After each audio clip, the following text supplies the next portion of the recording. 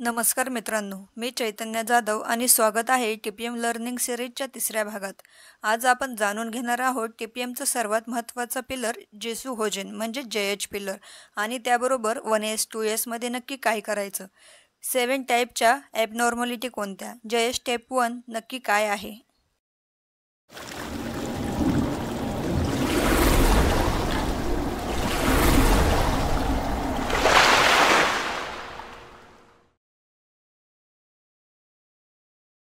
म्हणजे नक्की काय? तर जेसू होजन म्हणजे ऑपरेटर स्वतः मशीनची देखभाल करतो. हे म्हणजे फक्त मेंटेनन्स टीमवर अवलंबून न राहता ऑपरेटर स्वतः मशीनवर लक्ष ठेवतो, स्वच्छता करतो, निरीक्षण करतो आणि लहान सहान अडचणी ओळखतो. आज आपण JH स्टेप 1च्या आधी JH स्टेप 0 पण थोडक्यात पाहणार आहोत. JH स्टेप 0 दुसरं तिसरं काही नसून JH स्टेप 1 करण्याआधी कोणती पूर्वतयारी व प्रशिक्षण पाहिजे याची तयारी आहे. तर JH स्टेप 0 म्हणजे काय? यामध्ये आपल्याला 7 टाईपच्या ॲबनॉर्मॅलिटीज कोणत्या, JH करताना काय करावे आणि काय करू नये आणि 1S 2S म्हणजे नक्की काय असतं या गोष्टी समजून घ्यायच्या असतात.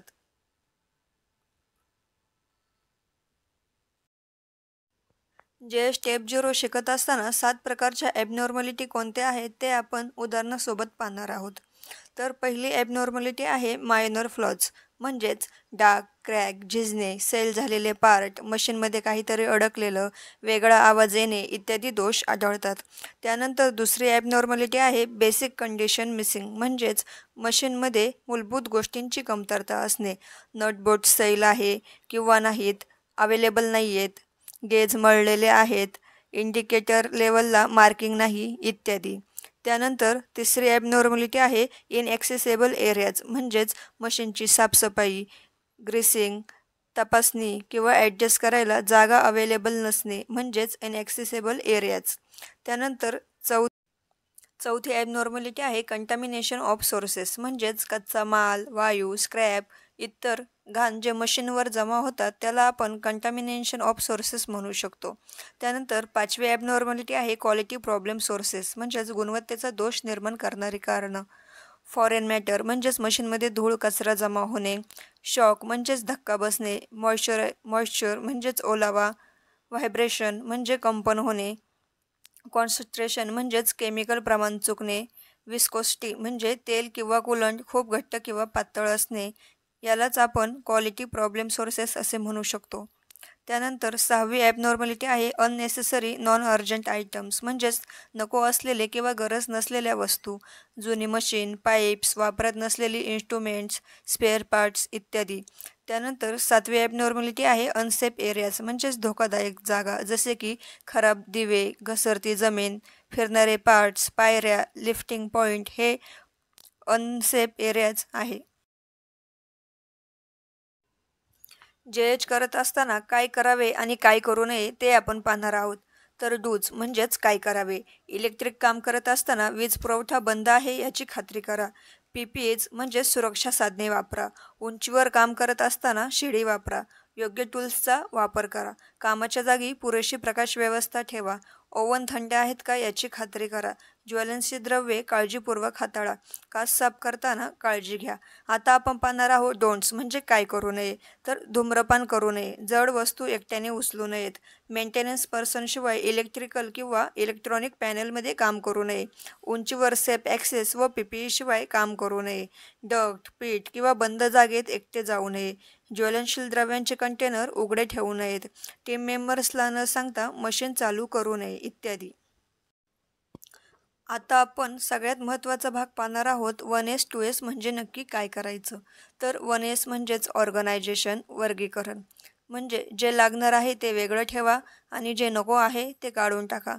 सर्वात आधी पहिल्यांदा जे वापरताच येणार नाही त्या वस्तू काढून टाका. त्यानंतर वर्षातून एकदाच वापरतात त्या वस्तू किंवा गोष्टी साईटवरून काढा.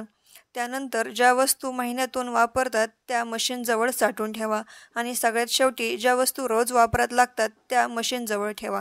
त्यानंतर 2S म्हणजेच ऑर्डरलाइनेस, नीटनेटकेपणा. साहित्य इतक्या नीट ठेवायचं की कोणालाही समजेल, वापरता येईल आणि परत ठेवता येईल.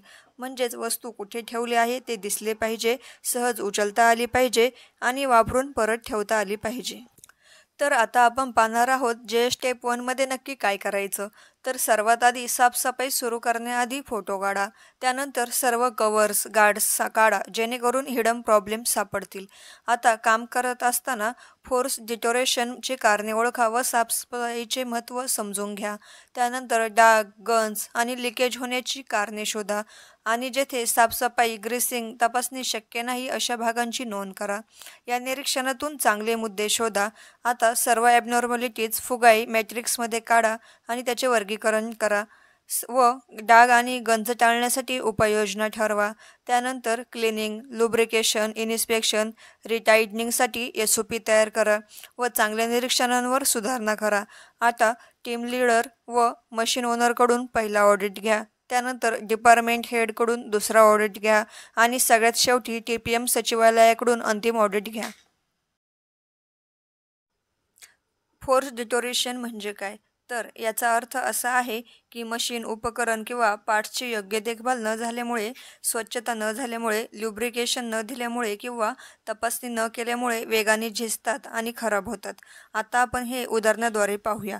तर मशीनवर धूळ साचल्यामुळे बेरिंग अडकते, ऑइल न दिल्यामुळे पार्ट्स गरम होऊन झीज होते, बोल्ट सैल राहिल्यामुळे कंपाऊंड होऊन मशीन डॅमेज होतात, बुरशी, गंज, ग्रीस चिटकल्यामुळे कंपोनंट्सचा रंग खराब होणे इत्यादी. तर थोडक्यात मशीनची योग्य काळजी न घेतल्यामुळे निर्माण होणारे अनावश्यक नुकसान म्हणजेच फोर्स डिटोरिएशन होय. कंटामिनेशन म्हणजे मशीन किंवा प्रक्रियेमध्ये बाहेरील अशुद्ध घटकांनी होणारे गहाण, नुकसान किंवा व्यत्यय. यामुळे मशीन खराब होऊ शकते, उत्पादनाची गुणवत्ता कमी होऊ शकते आणि अपघातांची शक्यता वाढते. तर कॉमन सोर्सेस ऑफ कंटामिनेशन कोणते आहेत ते पाहूया. तर धूळ, डस्ट, पावडर. CNC मशीनवर पावडर, फायबर, लोखंडाची, लाकडाची धूळ साचणे. त्यानंतर तेल, ग्रीस गळती म्हणजेच ऑइल लिकेज. हायड्रॉलिक पाईपमधून तेल गळणे, ग्रीस बाहेर पडणे. त्यानंतर पाणी, ओलावा, पाईप फुटणे, कूलंट ओव्हरफ्लो होणे, मशीनमध्ये ओलावा साचणे. त्यानंतर केमिकल, द्रवपदार्थ, स्लोवंट, कूलंट सांडणे. त्यानंतर स्क्रॅप, वेस्ट मटेरियल. स्क्रॅपची योग्य विल्हेवाट न लावल्यामुळे मशीनभोवती कचरा साचणे. त्यानंतर हवेतून येणारे घटक जसे की धूर, धूळ, गॅस, वायू आणि मानवी हाताळणी म्हणजेच गलतीने हातून तेल, ग्रीस, स्क्रू, वायर पडणे इत्यादी. त्यानंतर लूज पार्ट्स, टूल्स म्हणजेच मशीनजवळ पाडलेले किंवा विसरलेली उपकरणे, स्क्रू, नट्स इत्यादी. तर कंटामिनेशनमुळे होणारे कोणते धोके आहेत ते पाहूया. उत्पादनाची गुणवत्ता बिघडते, मशीन ब्रेकडाऊन होते. आता समजून घेऊया गुड टू फाइंड केसेस म्हणजेच बरं झालं ॲबनॉर्मॅलिटीज सापडली, नाहीतर खूप मोठे नुकसान झाले असते. आता आपण ते उदाहरणं देखील पाहून घेऊया. आता वायर थोडीशी सैल झालेली असेल तर इलेक्ट्रिकल फेल्युअर किंवा शॉर्ट सर्किट होऊ शकतो. ल्युब्रिकेशन पॉईंटवर ग्रीस कमी असेल तर पार्ट झिजण्याची शक्यता असते. बेल्ट थोडासा झुकलेला किंवा खेचलेला असेल तर बेल्ट तुटू शकतो, मशीन थांबते. बोल्ट थोडासा सैल असेल तर कंपोनंट ढिला होऊन पडू शकतो. गार्डवर तडा किंवा तुटलेली जागा असेल तर ॲक्सिडेंट होऊ शकतो. पाईपजवळ थोडा गंज लागलेला असेल तर लिकेज होऊ शकते. सेन्सरवर धूळ साचलेली असेल तर सिग्नल अडथळा आणि मशीनमध्ये त्रुटी देऊ शकते. याचे महत्त्व, हे दोष पुढे जाऊन मोठा ब्रेकडाऊन होऊ शकतो. JH करताना यांना वेळेतच सुधारणे शक्य होते. TPMमध्ये JH पिलरचा मुख्य फायदा म्हणजे हेच की गुड टू फाइंड इश्यूज. तर यासाठी काय करावे? हे निरीक्षण JH स्टेप 1मध्ये करा. फुगाई शीटमध्ये नोंद करा. काउंटर मेजर आणि ॲक्शन प्लॅन बनवा. तर मित्रांनो, आज आपण पाहिलं JH स्टेप 1 म्हणजे काय, त्याची पद्धत, फायदे आणि ऑपरेटरची जबाबदारी. पुढच्या भागात पाहणार आहोत JH स्टेप्स 2 म्हणजेच ॲबनॉर्मॅलिटी सोर्सेस इलिमिनेशन म्हणजेच दोष निर्माण होणारी ठिकाणं कायमची कशी दूर करायची. व्हिडिओ आवडल्यास लाईक करा, मशीन वापरणाऱ्यांपर्यंत ही माहिती शेअर करा आणि TPMचे पुढचे धडे शिकण्यासाठी चॅनेलला आजच सबस्क्राईब नक्की करा. भेटूया नवीन भागात. धन्यवाद.